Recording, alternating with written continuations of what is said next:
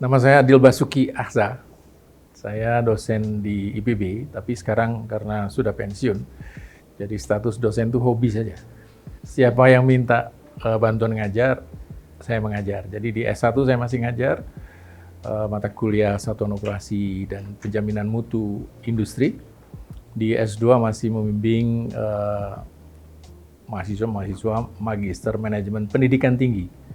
Ada 2 anak bimbing yang masih sedang menyusun skripsi. Saya sudah 70 tahun.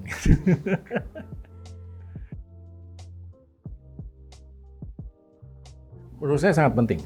Sangat penting. Artinya apa? Karena ini adalah satu model riset terapan yang kita inginkan.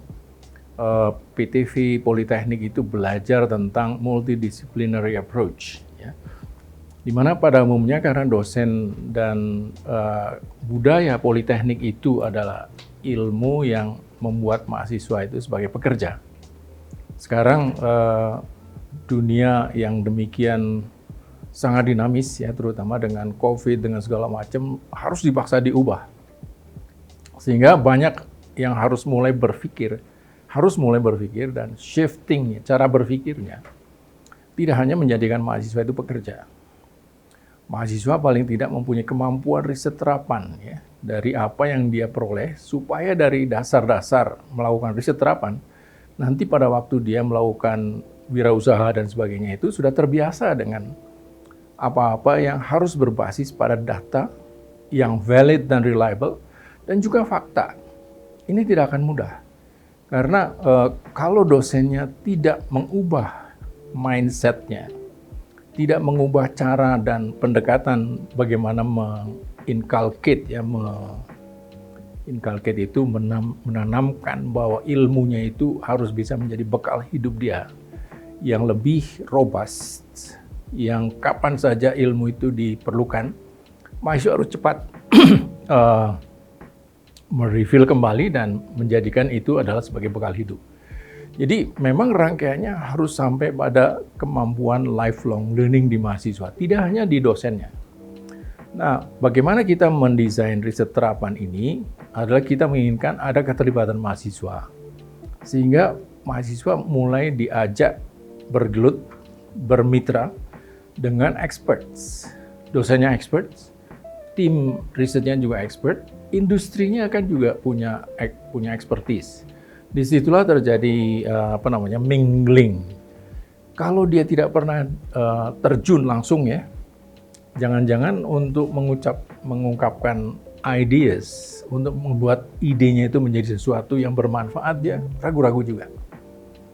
Jadi posisinya sangat penting, dan itu harus terus dibangun ya, supaya riset terapan harus benar-benar riset terapan. Jangan lagi terlalu riset dasar. Karena banyak sekali hasil-hasil penelitian riset dasar yang kemudian kalau bisa dikonversi menjadi satu bentuk riset terapan, manfaat multiplier effect-nya itu bisa membangkitkan dampak ekonomi yang dengan mudah kita ukur. Nah, dalam konteks mindset proses berpikir, yang ingin kita ubah kan sebenarnya dampak sosialnya. Nah, ini yang dijadikan tolak ukur betapa pentingnya riset terapan itu harus kita terus bangun ya. Bahwa tahun ini masih banyak kendala, tahun ini masih banyak proses berpikir yang masih belum klop banget ya. Itu it's okay. Tapi harusnya ada konsep, pertama continuation itu penting. Tapi beyond continuation itu, konsep sustainability-nya harus dibangun sendiri oleh Politeknik dengan program-program dari Dit Mitra Studi. Ya, karena ini bagian yang tidak boleh dilepaskan gitu. Traceability dan sebagainya itu menjadi elemen pokok dalam riset terapan. Ya, bahkan sekarang banyak sekali pendekatan-pendekatan riset terapan yang meskipun kalau mau beli apa-apa, harus jelas rujukannya. Nggak boleh ada sikap yang tidak menunjukkan bahwa dia punya, pertama tadi kejujuran, yang kedua integrity. Kalau sekarang sudah diperkenankan membeli dengan sumber online, itu kan makin sulit tuh, dia cheating ya. memanipulasi harga udah nggak mungkin lagi karena dengan mudah kita bisa cross check dengan media online gitu. Jadi sekali lagi sangat penting riset terapan.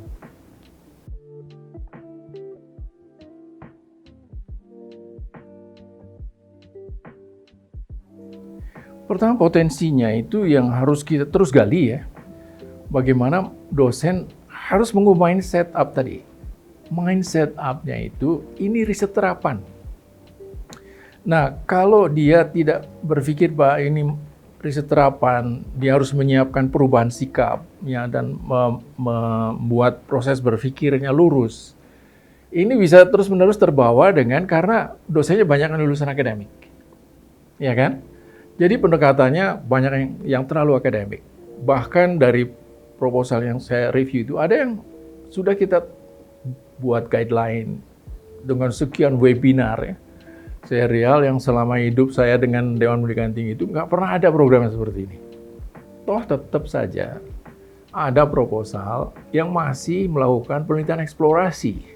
Mau mengidentifikasi mikroba dari tanah, petani, dan sebagainya. That's beyond scope dari riset terapan. Riset terapan harusnya dosen itu ya harus membuat sejarah penelitiannya, dan tinggal diaplikasikan gitu. Dan menjadi suatu riset terapan yang qualified. Ada sistematika berpikir yang betul, metodologinya harus betul, asumsi dan boundary condition yang harus di-set harus betul-betul menjadikan risetnya itu secara akademik betul berupa riset terapan, applied research ya. Nah ini barangkali dalam tahap pertama masih banyak yang terlihat masih gagap. Yang kedua, politeknik itu terbiasa berpikir dengan disiplin ilmu dia. Namun, dalam tuntutan kita, dia harus mulai menangkap apa sih esensinya demand. Rumusan tentang demand ini yang harus kita matangkan terus ya. Harus kita bangun terus. Ya, pendekatan harus kita ubah barangkali untuk tahun depan. Tidak cukup dengan webinar, dengan model-model pendekatan yang lain, agar nanti ketika merumuskan riset terapan, this is applied research, gitu ya. Dan politeknik, dan sekolah vokasi, jelas sekali arahnya dan sebagainya. Nah ini menurut saya di tahap pertama masih banyak yang harus diperbaiki. Jadi kembali lagi, apapun sistem yang akan kita bangun, kembali pada aktornya. Dan aktornya adalah dosen, ya, pelaku industri, dan juga mahasiswa.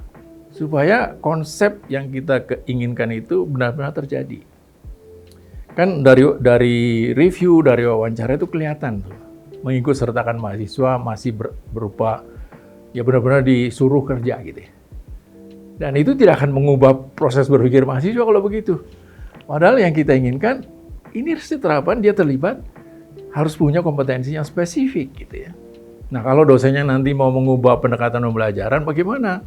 Revitalisasi kurikulum yang dia asuh mata kuliahnya ya. Berarti itu kan menyangkut dari mulai jangan-jangan silabusnya perlu diubah. Delivery-nya harus diubah dan sebagainya. Banyak sekali rangkaiannya itu. Dan yang paling penting nanti kan ada values ya. Yang paling mahal sebenarnya dari pengalaman kita ini harus kita amati, muncul nggak values. Karena itu adalah inti yang paling dalam. Orang quality culture itu mengatakan the core of quality culture adalah values.